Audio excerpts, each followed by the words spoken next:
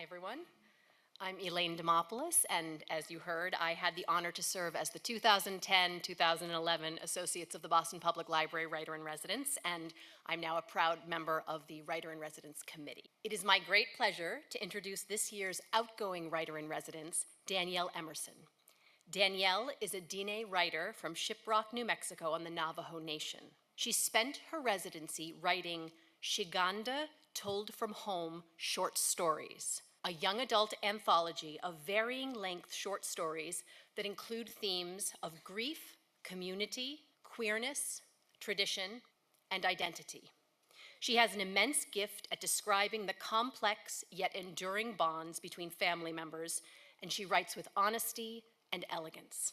I've gotten to know Danielle a bit this year, and I want to acknowledge that she came into the residency already a wildly talented writer, but even so has constantly sought to improve her craft. This past year, in addition to completing her manuscript, she's attended workshops and writing conferences, shared her manuscript with mentors, and networked with literary professionals.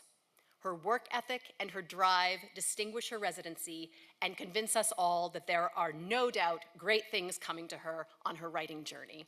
Please join me in welcoming Danielle Emerson.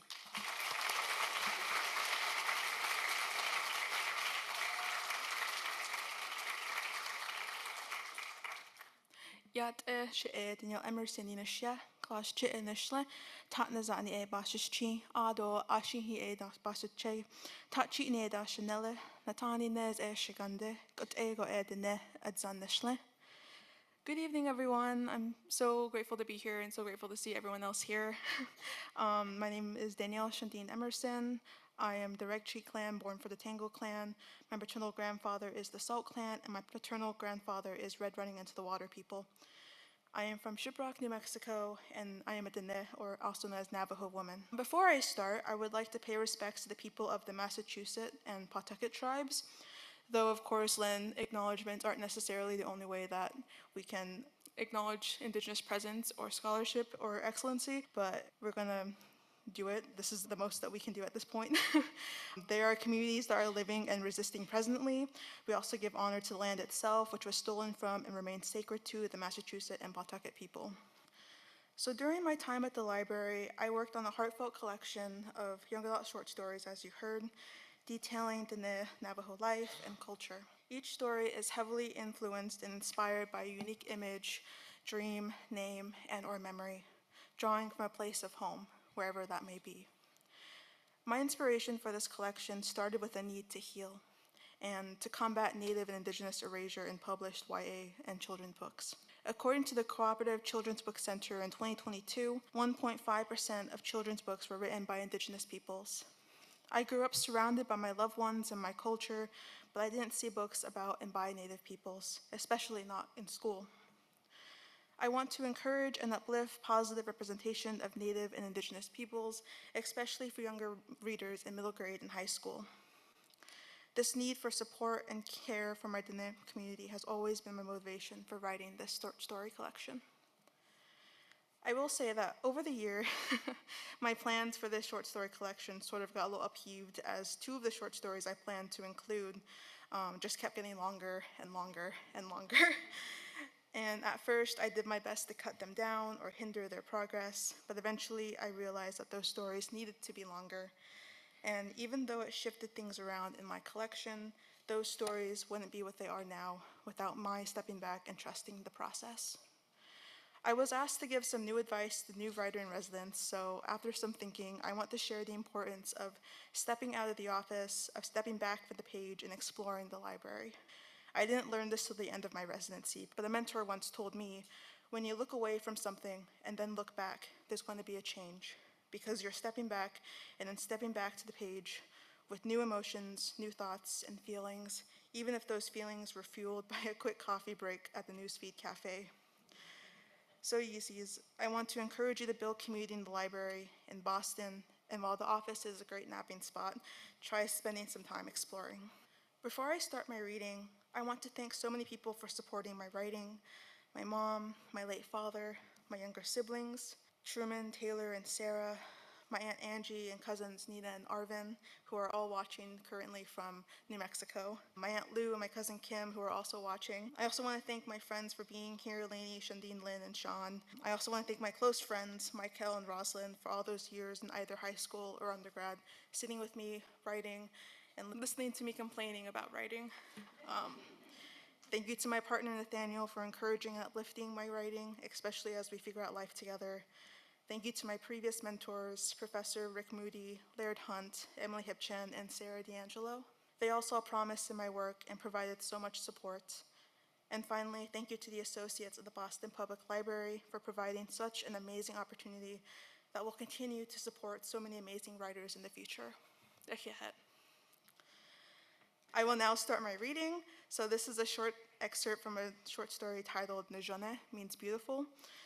Nejone and her brother didn't come prepared. They forgot to bring water, their clothes were too exposed, and nobody had mentioned sunscreen. The walk took forever.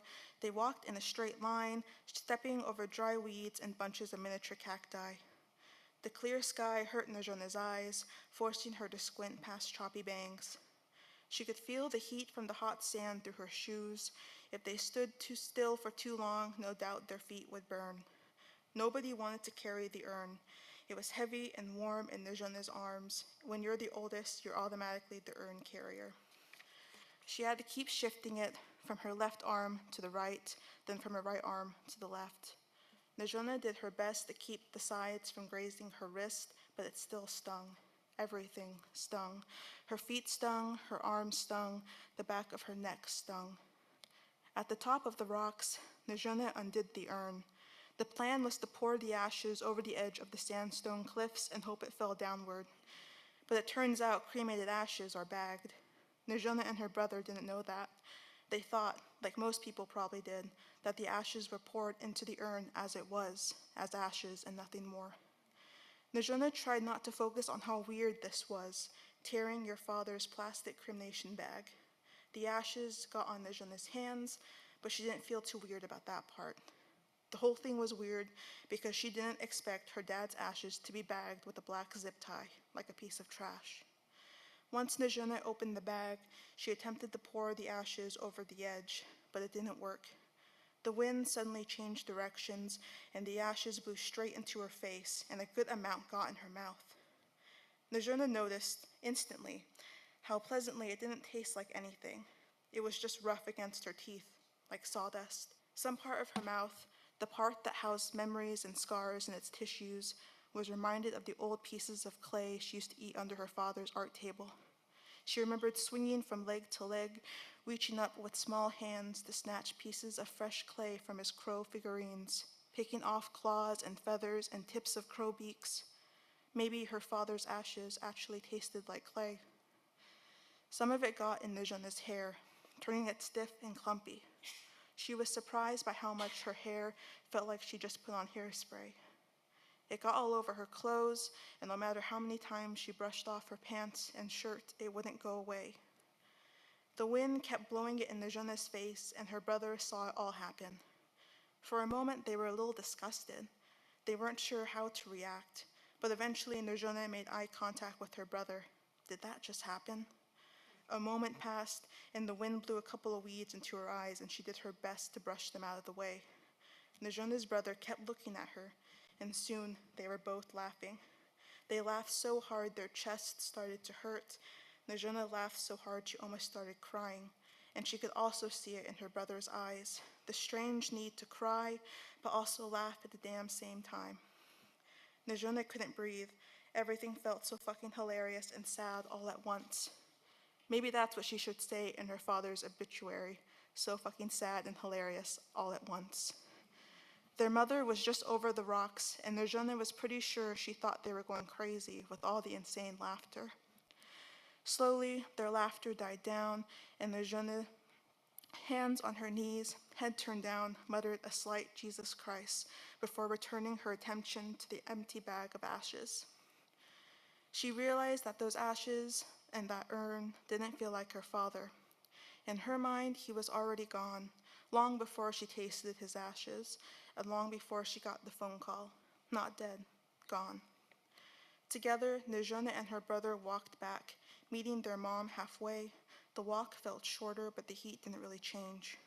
They scrounged around their old van for a couple of coins to buy a bottle of water before they realized they could buy snacks and drinks with her brother's EBT card. Nejona didn't feel comfortable using the EBT for junk food, but their mother insisted. Nejona didn't like thinking about her brother. She didn't like using his name. They had the same father, but not the same mother. But Nejona's mom didn't care. Family is family is family, is what she'd always say. Up until now, she hadn't considered how her brother felt, losing their dad at 15.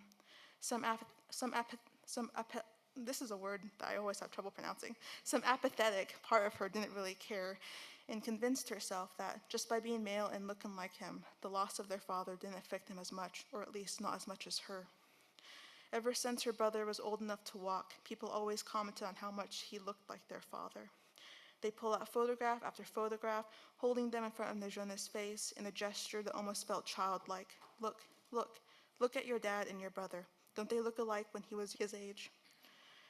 When Nejona was a little girl, she got stung by a wasp on the edge of her lip.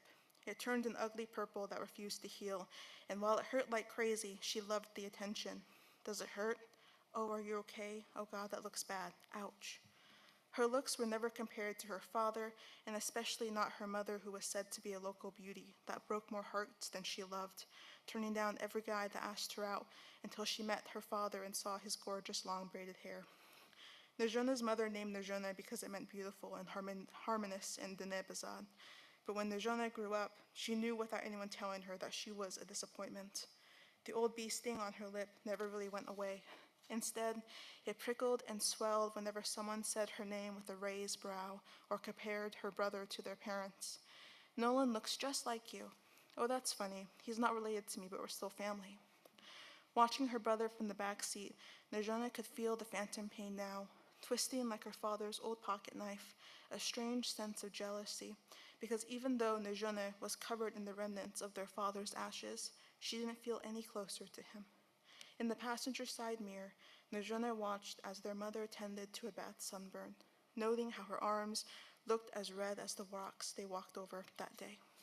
Thank you.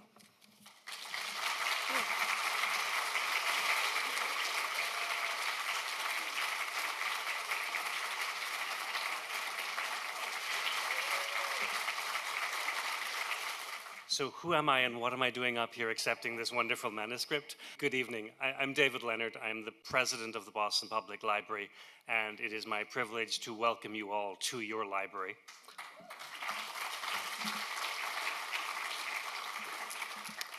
We started a tradition that at the conclusion of the Writer in Residence year, we would accept into our collection. Tonight, this manuscript in its unpublished form, which we know at some point will be followed by its published form as well. So Danielle, once again, congratulations on your year, and thank you for entrusting us with this manuscript.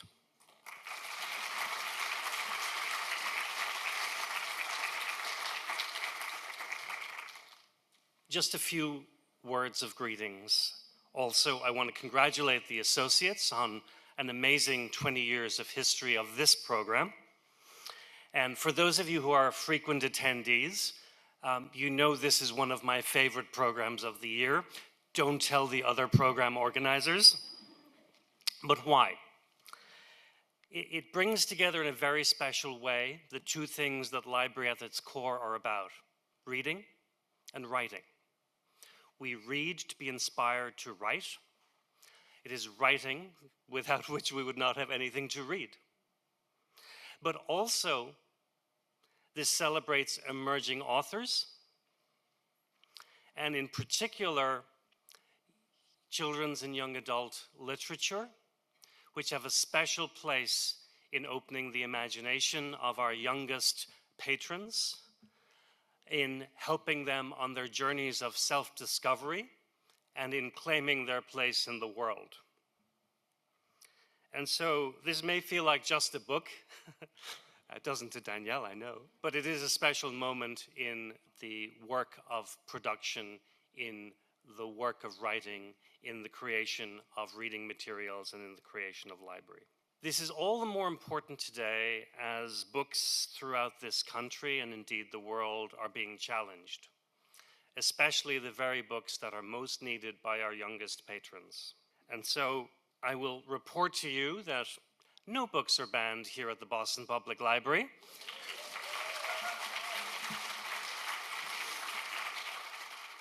That the library is strong and that remains free to all, and that this relationship with the associates itself is a symbol of what libraries are about, a public-private partnership. Just as it was in 1848, we are supported by incredible donors, some of whom we know their names, some of whom we do not.